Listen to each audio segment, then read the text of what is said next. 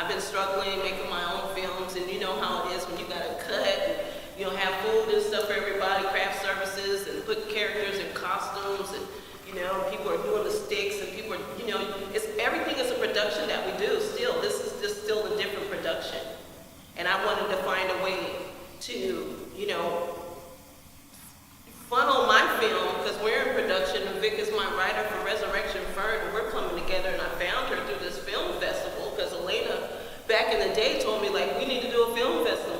And she covers all the film festivals all over the globe, and she said she'll be there on my side to give me the knowledge if I have any questions. Then I always knew that I had that foundation and support, you know, that I could always call my sister and say, how do I do this? What do I do? How do I do this? And she's always been that person, and she's drove all the way from Atlanta, and her husband to be here today. And so when you know, and you're making all these phone calls for people to support and give you sponsorship, donation, to make it beautiful for you guys to be here. And like I told, and Emily's my intern from last year from the university, and we have an educational program through the university and through Handshake that's throughout the whole United States to get interns involved with what we're doing, you know. So this is an educational program, this is an experiment, you know, to educate these students on how to put together events. And so I'm taking them underneath my wing and having the event for them not to put up a tent or a table, but to actually call the sponsors to get in there and put these things on themselves and give them job opportunities and get them credit for their class. And this is what this is happening. And that's why Dr. Kilcoyne was here today as the dean, to tell you that's why she's here, to say that this program is working for the university, and I'm so proud. Because I didn't even finish junior college. To be able to teach university students today, that's huge for me.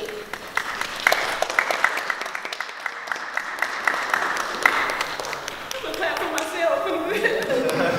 You know, and we're gonna go and get this drinks in the refrigerator right now, and we're gonna have an award ceremony. These are the mock certificates, because we have your actual certificates, but we wanted to give you these mock ones because you guys are all around, and we wanted to like give that as a souvenir so you guys can get each other's autographs. We don't know where we're all gonna go. Let's get an autograph today, because we make it, we all have that to put in a frame later on in our life and say, you remember when I met so-and-so, and look, I got their autographs, and those what those are about. And I'm gonna let Vic just, you know, hand them out, and there's a few of you guys that are here, so that's gonna obviously go by really fast.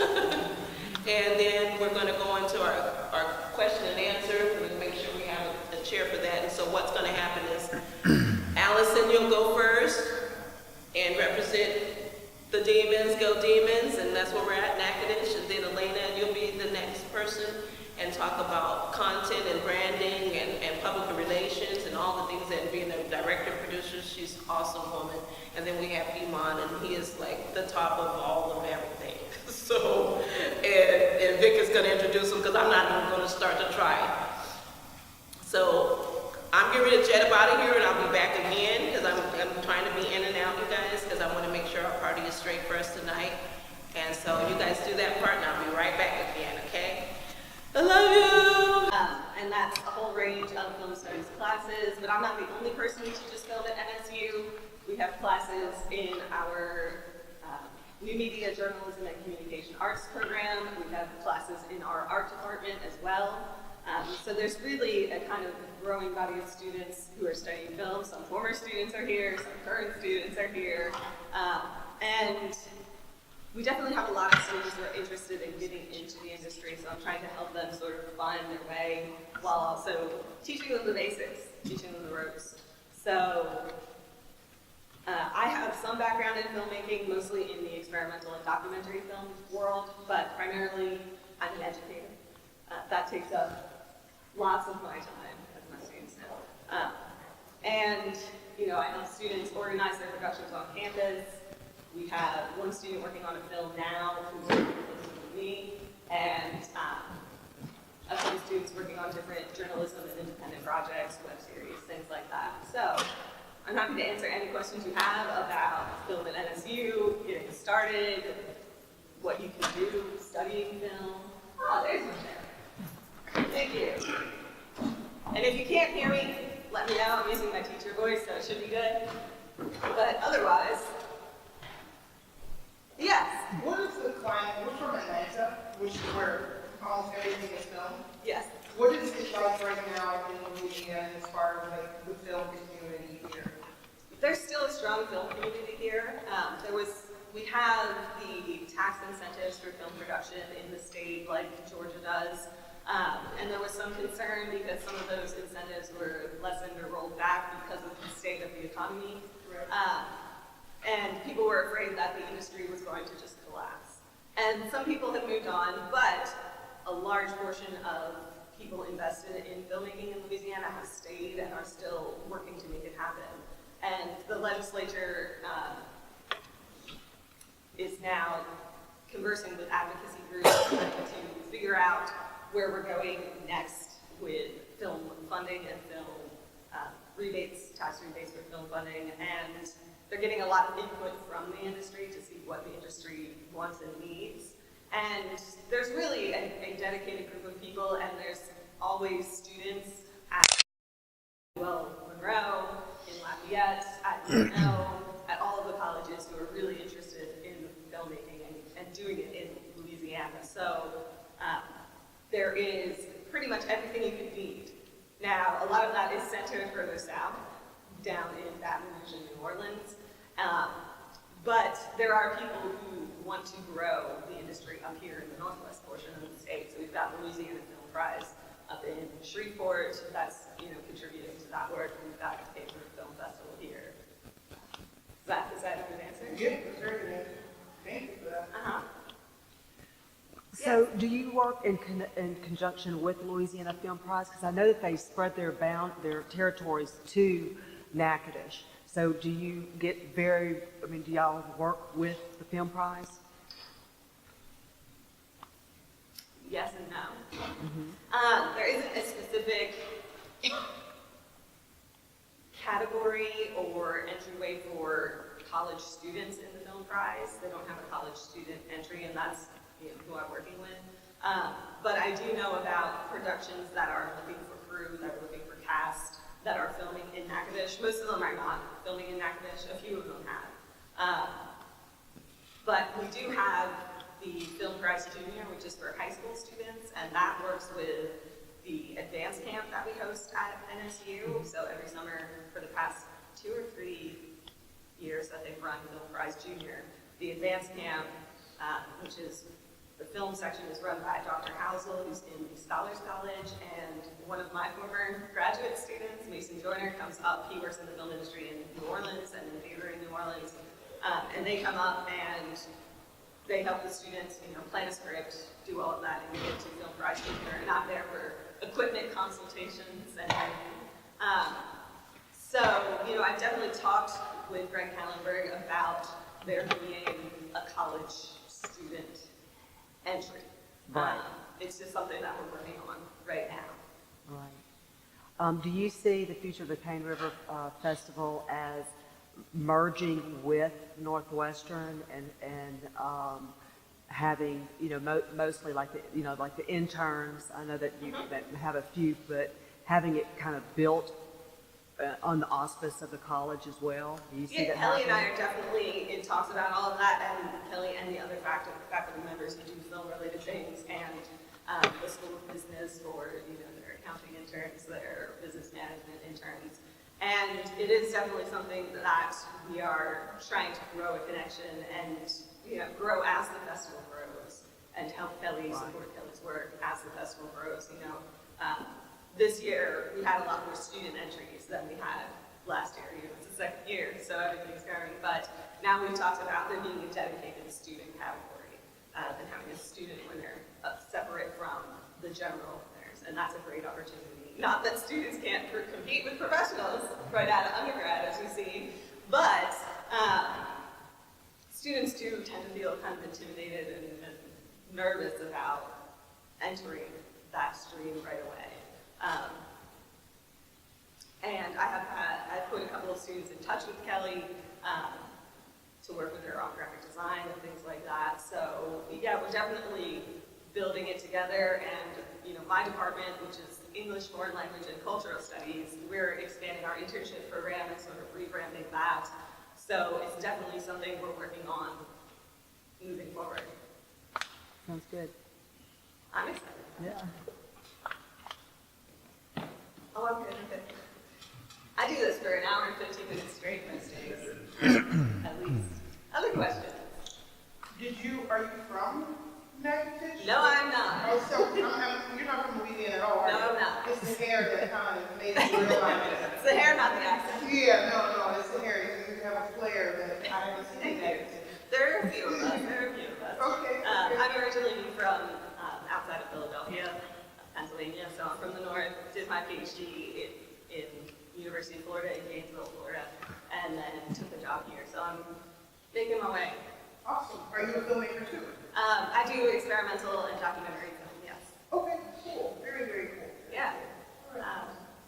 I have less time now because I have papers to grade that my students are waiting to get back. But, in the summer, that's my time to do my creative stuff and to do my scholarship, and the two are really linked.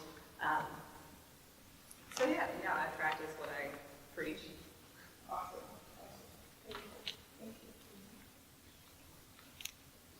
Anyone? Yeah, what made you want to study go and work with those So, this is Kirsten, everyone. This is one of my students. Sorry, Kirsten, you asked me questions, so I have to put you on the spot. I started studying film a little bit later than a lot of people. I've always watching tons of movies, renting them from the library because that was the cheapest option, and Blockbuster was far away, lots of the library. And, I started college, I started college as a chemistry major. Yeah, I wanted to work in pharmaceuticals. I was a chemistry and French double major because I was going to go work in Belgium for AstraZeneca's parent company. But I always loved English, so I was still taking English classes, and I realized that chemistry was actually really boring. That's a lie that they tell you, that it's going to be exciting, you're going to make discoveries, and I was like, no, I'm just dropper day in. And so I switched majors to just be English and French, and we started in my English classes, a lot of them incorporated film in critical ways, not just we're going to watch the movie version of this novel. So that's when I started to learn how people study films. I always was interested in behind-the-scenes stuff, and ever since Jurassic Park, because Jurassic Park came out when I was a kid, I was super into dinosaurs still. So all of the stuff that went into the special effects there and the camera work with all of that, I was really into. But then, it was in college that I started learning more about the filmmaking process and all of the symbolism, the artistry, the poetry, all of those things that go into making film. And I actually started studying film through my French major, and then kind of just took off from there. And in case you might not have noticed, I'm interested in pretty much everything. I'm interested in science, I'm interested in history, I'm interested in art and art history, music. If I could be in college forever, I would. So film was really a way for me to combine all of those interests. And so it kind of became this ideal field of study for me. So I could still investigate historical issues and problems, investigate what's going on in politics, study art and composition, lights and lines and shadow and contrast and dynamic composition, and look at all of these cultures all over the world, because everywhere people are making films, and that's what I really, really love about it. So that's how I got into it, was because I can't just do one thing. Then when I was in graduate school is when I started seriously making films. And Florida has a really strong background in documentary and experimental film, and I was always drawn to documentary because of my interest in history, politics, and culture. But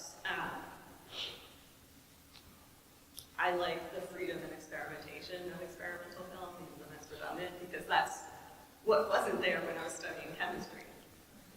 So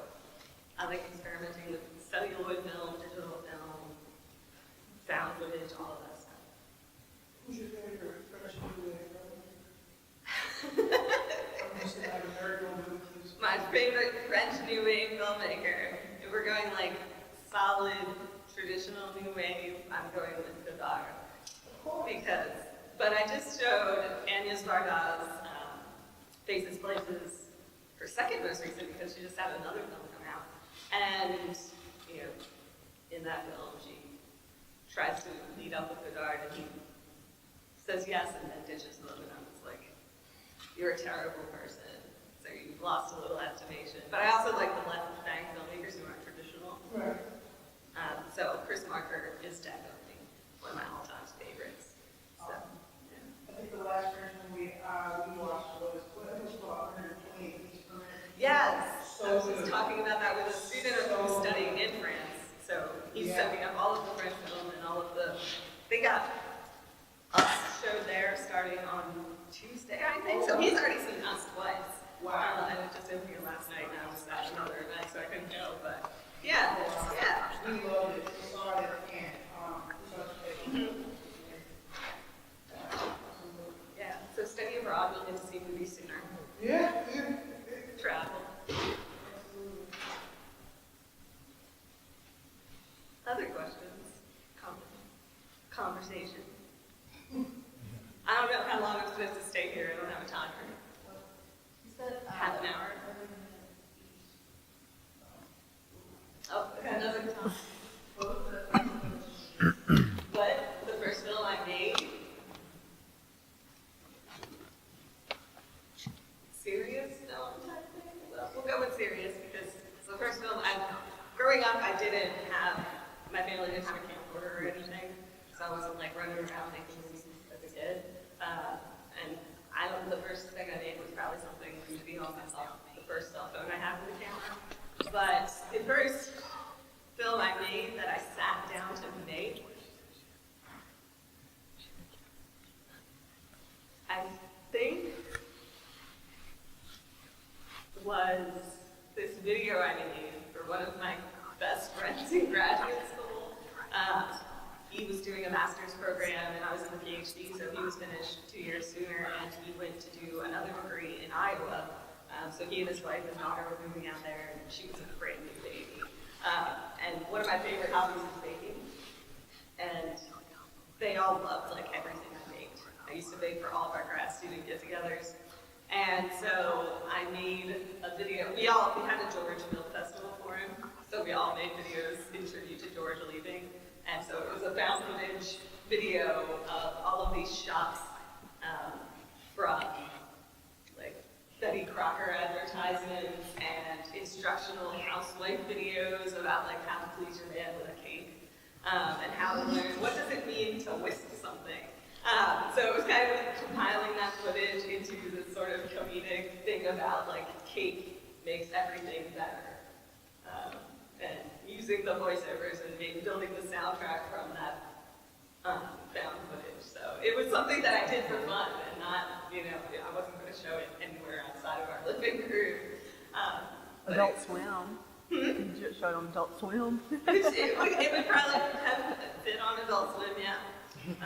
So, you can just start doing things for fun. And, it gives you practice, you start to learn your strategies, you start to learn what kinds of things you like to do just by goofing around. And it's actually pretty good, I'm not gonna lie. I think it was pretty good. I was really pleased with how it came out. And I think I made it in Windows Movie Maker because I didn't have a Mac. And I didn't have permission to use the Mac lab because I wasn't in a film class that semester. So I did it all really tediously in Windows Movie Maker. Right, you gotta start somewhere and work with what you have.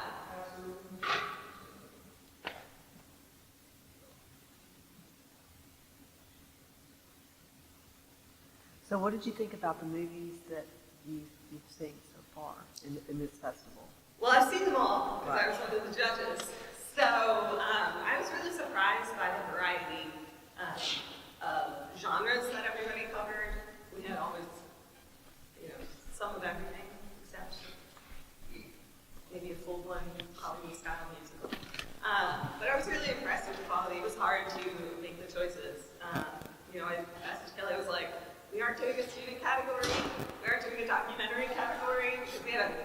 documentaries this time around.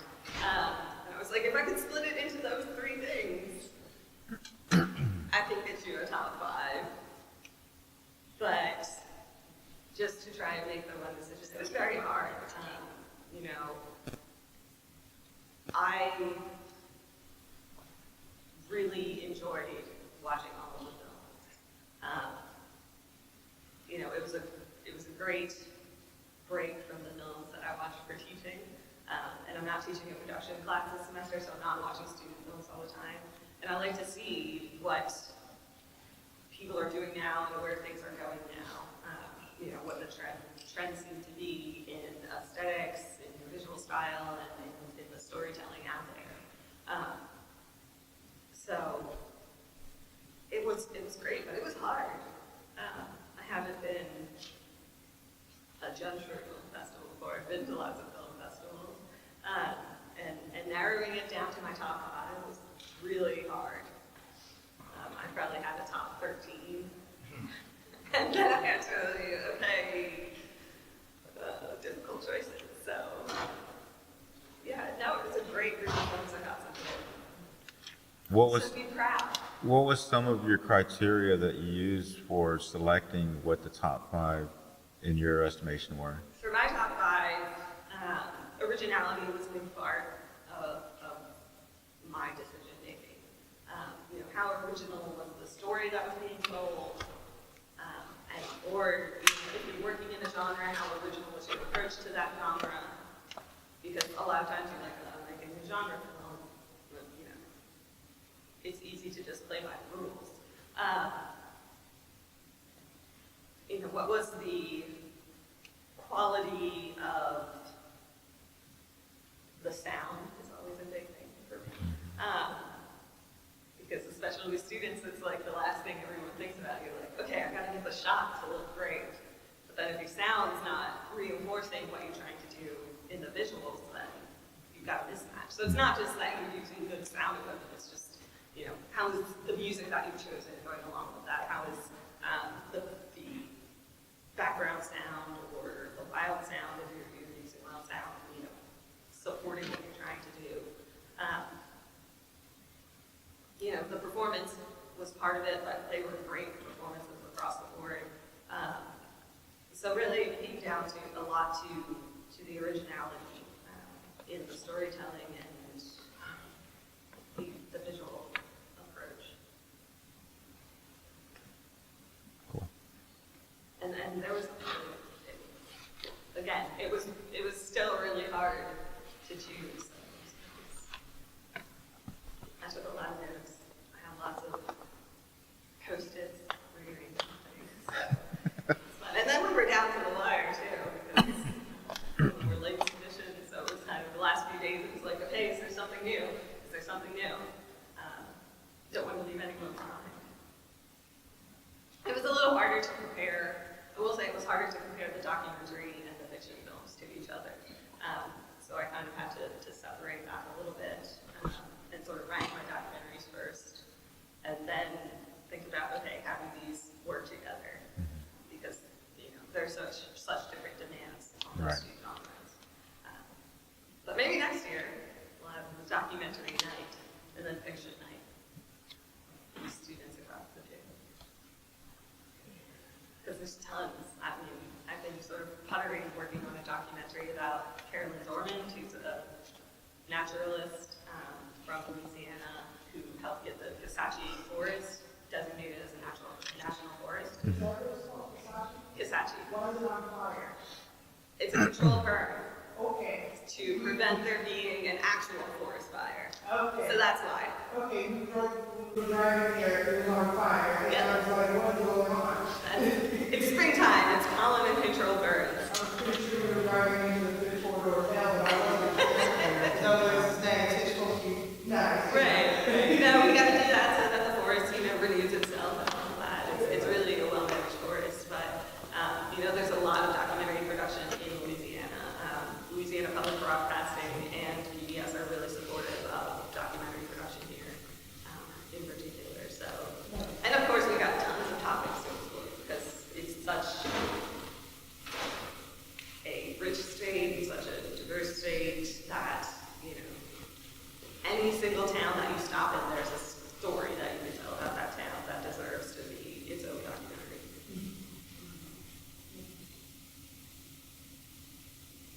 So y'all come back and make documentaries in Louisiana.